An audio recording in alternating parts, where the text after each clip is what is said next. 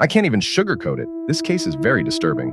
This man would go into cemeteries and dig up bodies of children so he could take them home and keep them as his dolls. I know, guys, this is going to be very, very, very icky. Anatoly Moskvin said that when he was a little boy, he was walking home from school and strangers stopped him and brought him to the funeral of Natasha Petrova, a little 11-year-old girl that had recently passed away. Anatoly claims that these strangers dragged him up to her coffin and forced him to kiss her. Like they held his head down into the coffin and that he kissed her multiple times and that he liked it. And then Natasha's mother came over with wedding rings and put one on her daughter Natasha's finger and then one on his finger and then bonded them in marriage, so he married a little dead girl when he was a kid. Whether or not you believe Anatoly's story is completely up to you, because personally it seems a little odd and I honestly don't believe him at all, but he claims that this happened and that the experience of it all changed his life forever and sparked his interest in death that he would have for the rest of his life, and that throughout his entire childhood into adulthood, he spent as much time as possible in cemeteries. He would even sleep in the cemeteries a lot of time, and he would only drink his water from puddles in the cemetery so he could be connected to the dead and to the land.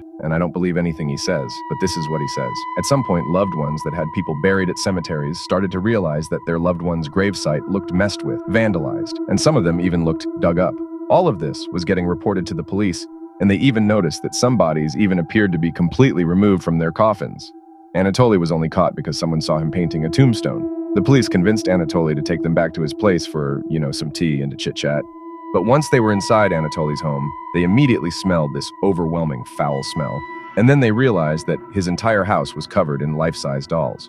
26 of them, to be exact. 26 life-size dolls, but obviously these were not dolls. These were the bodies of 26 young girls that Anatoly stole from their gravesites and then crafted to look like dolls. Anatoly tried to explain his actions to the cops because obviously they were like, dude, these dolls are the bodies that we're looking for. Anatoly tried to say, yeah, I get it's wrong, but I always wanted children, and since I never had any, and I didn't have money to adopt one, I decided to just take some out of the ground, and yes, Anatoly said that his dolls were like his children, that he would celebrate their birthdays, that he learned from their tombstones, and they would have dinner together, and they'd watch cartoons together and do everything together, I guess, and he would do his best to preserve them. Because, they're decaying. Most of the bodies in Anatoly's house were children, but not all of them.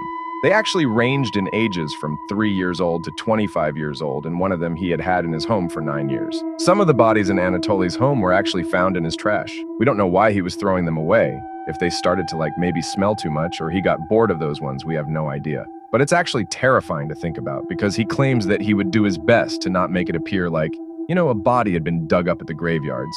So it's really possible that maybe there's some people that are no longer buried at their tombstone because he had them as a doll and had thrown them out before he had gotten caught. It's terrifying to think about. Does that even make sense? I think that makes sense. It's really, really scary to think about that there's people mourning at some grave sites and there might not even be anybody under there. For all of Anatoly's crimes, he faced the maximum sentence of 5 years in prison. But before his trial, he was actually diagnosed with paranoid schizophrenia, so he was actually released from all criminal responsibility. Luckily, he's still in a psychiatric hospital. To this day, he's still there. He's trying actively to be released. But as far as we know, he's still there and will be there for a while.